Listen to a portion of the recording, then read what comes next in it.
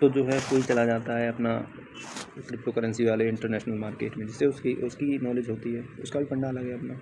कोई अपना share market का जानकारी किसी न किसी माध्यम से लेता है, क्योंकि इंडिया का है तो ज़्यादा लोगों को इसकी जानकारी अच्छी रहती है। उसमें कोई ज़्यादा एक्स्ट्रा बाई सेल करने के लिए ऐप की भी ज़रूरत नहीं पड़ती। केवल एक आप डीमेट अकाउंट खुलाइए और जो है उसमें जो है आप स्मार्ट तरीके से जहाँ चाहें, जिस तरीके से चाहें, SIP हो गया, बॉन्ड खरीदना हो गया या शेयर खरीदना हो गया, किसी भी तरीके से आप उस एक डीमेट अकाउंट से स्मार्ट तरीके से इन्वेस्ट कर सकते हैं, और वही लोग करते हैं। तो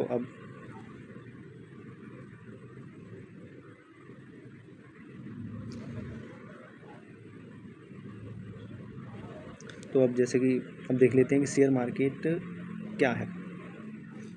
ये तो बता ही दिया कि स्मार्ट तरीके से जो है लोग इन्वेस्ट करते हैं।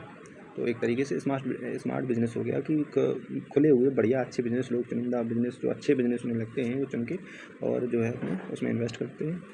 और स्मार्ट तरीके से जो है आप अपना वो वर्क भी करते रहते हैं, और इधर आपका पैसा लगा रहता है स्मार्ट तरीके से, वो भी वर्क करता है, यानी आप भी वर्क करते हैं और वो पैसा भी वर्क करता है। तो डबल वर्किंग हो गई, तो आदमी उस डबल तरीके से ग्रो भी करता है। और उसके बाद में जैसे लोग, चलो इसी में जानकारी देते हैं कि शेयर मार्केट में किस किस तरीके से लोग इन्वेस्ट कर सकते हैं या करते हैं। तो आज की जो युवा पीढ़ी है वो बहुत जल्दी से पैसे एकदम से मिलीनियर बनने की चाह रखती है, और वहीं गड़बड़ हो जाता है। आती है सीधी मार्केट में और एक ही बार में पैसे को डबल तिबल करने के चक्कर में सीधा ट्रेडिंग में पहुंचती है, जबकि ट्रेडिंग सबसे ज़्यादा रिस्की और फ्यूचरिस्टिक बिजनेस है। यानी कि फ्यूचर की जानकारी आज तक किसी को ही नहीं है, तो फ्यूचर कोई किसी को बता ही नहीं सकता है। तो जो है उसमें फ्यूचर इन ऑप्शन में आके सीधा व्यक्ति ट्रेडिंग करना शुरू कर लेता है। इसकी कोई ना ही जानकारी होती, ना नॉलेज होती है, और व्यक्ति के अंदर होता है लालच। वो लालच ही आदमी को पूरी तरीके से डुबा के ख़त्म कर देता है। पहले वो व्यक्ति 5,000 रुपये से मार्केट में 5,000 रुपये डालता है, पहले सोचता है कि सीखेंगे, तो 5,000 रुपये लेके आया, मान लो सीखने के चक्कर में 50 रुपये का प्रॉफिट हुआ, और प्रॉफिट बुक किया, और 60 रुपये उसके ब्रोकर के हो गए।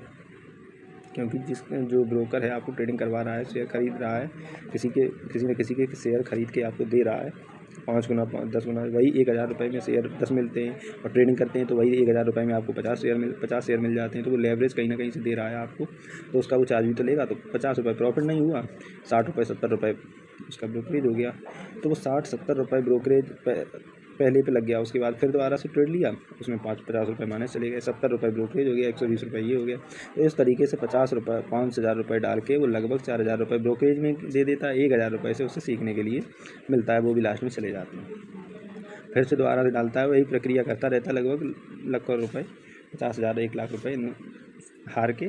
शेयर मार्केट जुआ है, सट्टा है मार्केट, जो भी कह के जो भी उसकी धारणा बनती है उसमें बना के चला जाता है। क्योंकि धीमे तरीके से पैसा वाला जो है धीमे धीमे से कोई नहीं होना चाहता, सोचता है एक ही बार में करोड़पति बन जाए और अंबानी अडानी को पीछे छोड़ के और हम ही भारत के टॉप मिलीनियर की लिस्ट में पहले स्थान पे आ जाएं। तो उसका खामियाजा भी भुगतना पड़ता है। आपके पास ना कोई अनुभव है, ना कोई जानकारी, और आप मार्केट में आके जो है सीधा एक बार कूद के और करोड़पति बनना चाह रहे। तो मार्केट स्मार्ट है, स्मार्ट लोगों के लिए है, ऐसे लोगों के लिए थोड़ी है कि सटोरी ही आए और सट्टा लगाया करोड़पति बन चले गए। ऐसे तो फिर मार्केट का कोई वजूद ही नहीं, फिर स्मार्ट काय का मार्केट। तो ये तो होगी मार्केट में स्मार्ट होने की बात।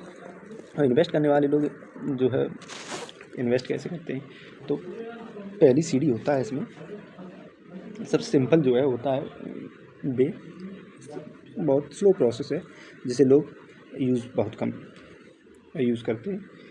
वो है, आपने कोई सब कंपनियों का अपना अलग अलग बिजनेस रहता है। आपने बिजनेस देखा कि आपको किस कंपनी का बिजनेस अच्छा लग रहा है, तो आपने बिजनेस देखा, उसके बाद देखा कंपनी में जो है जिसकी कंपनी है उसकी हिस्सेदारी कितनी है। हिस्सेदारी बहुत मायने रखती है। मान लो आपकी कंपनी है 1,000 करोड़ की कंपनी है, और आपका पैसा उसमें 50 करोड़ लगा मात्र, और बाकी की जो है 950 करोड़ दूसरे व्यक्ति का लगा हुआ है, मालिक आप में।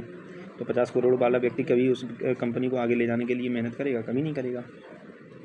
तो इस तरीके से देखना रहता है कि जो है कंपनी जिसकी है उसका पैसा सबसे ज़्यादा लगा होना चाहिए, और उसमें बाहर के जो इन्वेस्टर, बाहर के का मतलब हो गया जो मतलब उन्हें बहुत ज़्यादा नॉलेज है और बहुत ज़्यादा पैसा जिनके पास होता है, उनका पैसा लगा हुआ है कि नहीं है। कि कभी कंपनी में एक ट्रस्ट बनता है कि ये कंपनी भरोसे लायक है और लंबे समय में हम इसमें लंबी पारी खेल सकते हैं और इस बिजनेस में हम हिस्सेदार बन सकते हैं।